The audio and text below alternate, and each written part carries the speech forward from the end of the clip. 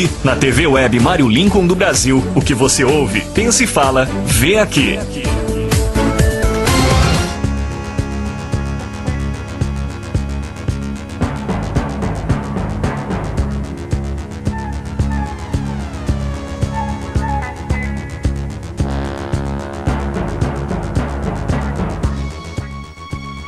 Vitorino chegou ao Maranhão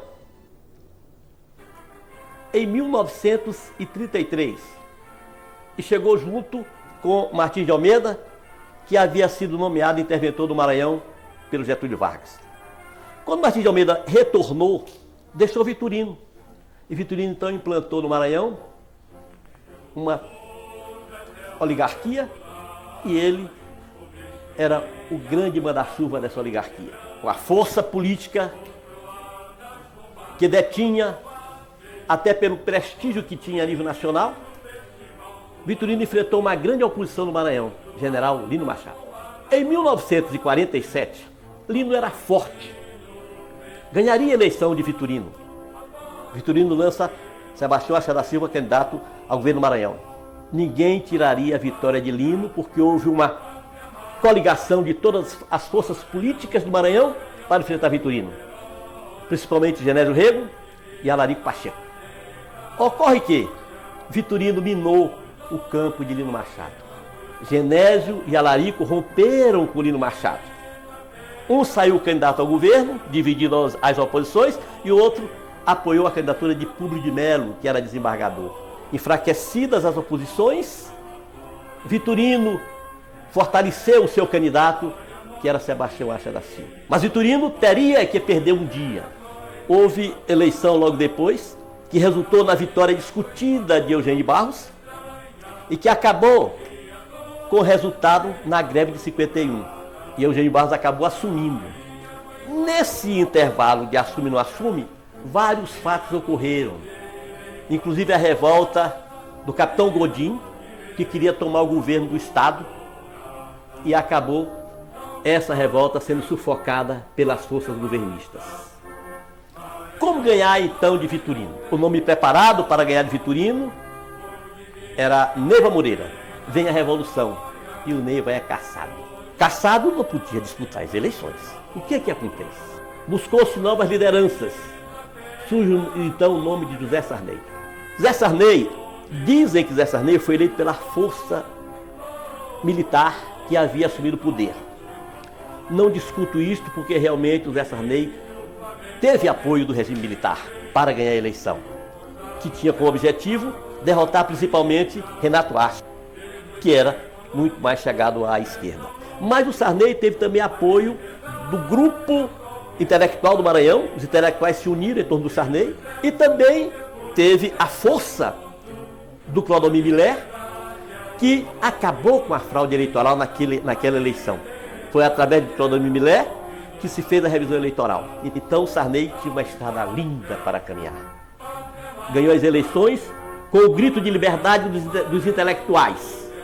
E aquela liberdade, então, o povo sonhava e acreditou que a liberdade viria. Só que o então deputado Sarney, ao assumir o governo, implantou uma oligarquia igual ou até pior do que a de Vitorino.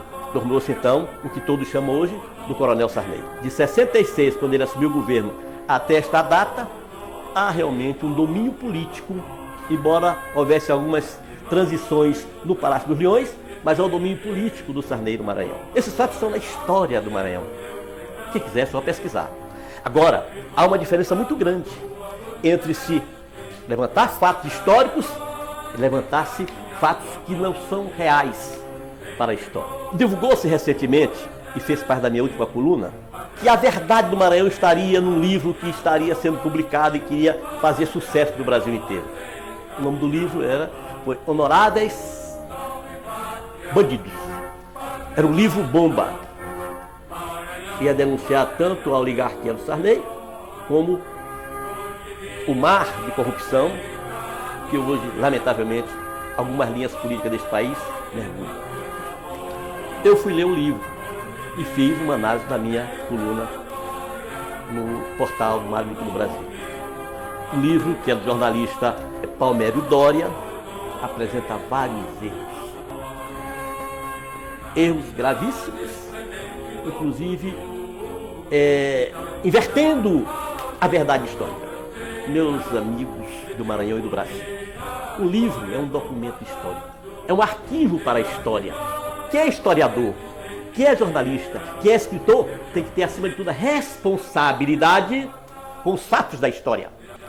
Por exemplo, eu citei na minha coluna, quando o autor diz que o pai do Cafeteira morreu num acidente no Olho d'Água. Não é verdade.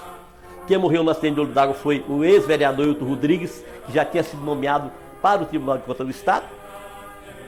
Morreu num acidente e ele não era pai de Cafeteira, era sogro de Cafeteira. Cita, por exemplo, fatos da ida de 2 generais a Bacabal, e que teria falado com o tio de Adécio Lago, mas não deu o nome do tio do Adécio Lago. E não há comprovação histórica que o ex-presidente Figueiredo teria estado naquela época na cidade de Bacabal. E nem a história registra que algum general tenha ido fazer campanha direta para Sarney no Maranhão. Poderia ter dado apoio, mas não campanha direta do general chegar e parar as bases e pedir voto para Sarney. Isso não aconteceu. Então, a história tem que ser escrita com bases em fatos reais. Depois que publicaram minha coluna, saída no portal do Mário Lincoln do Brasil, o leitor, que é o professor da Universidade de São Paulo, é maranhense, mas está na Universidade de São Paulo, o professor Carlos Augusto, ele faz um comentário e ele mostra alguns erros do livro, que ele disse que ele conseguiu ler logo no início 10 páginas e achou uma porção de erros. E ele levanta um problema interessante.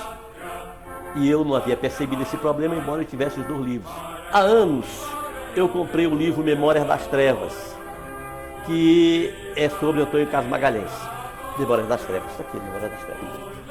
Eu não havia percebido a arte na capa dos 2 livros. O doutor, professor Carlos Augusto, que é da USP, faz um relato na minha coluna de que a arte é a mesma, embora não estou afirmando que seja.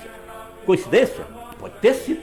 A foto só muda a fisionomia, mas a arte é a mesma.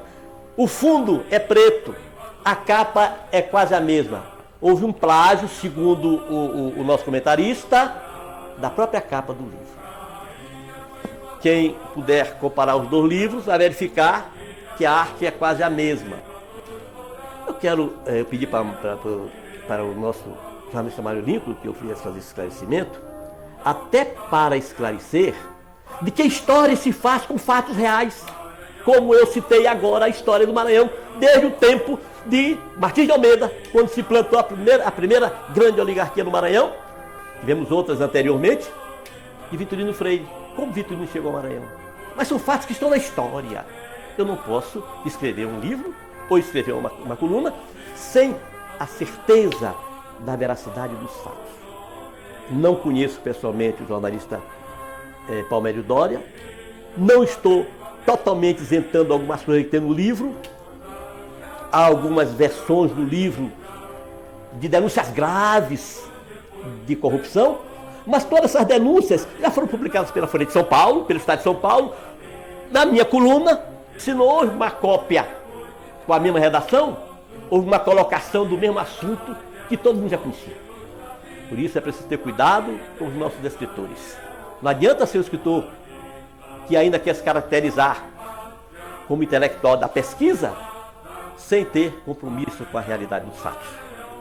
Eu não uso barba, mas para falar a verdade não precisa ser barbudo.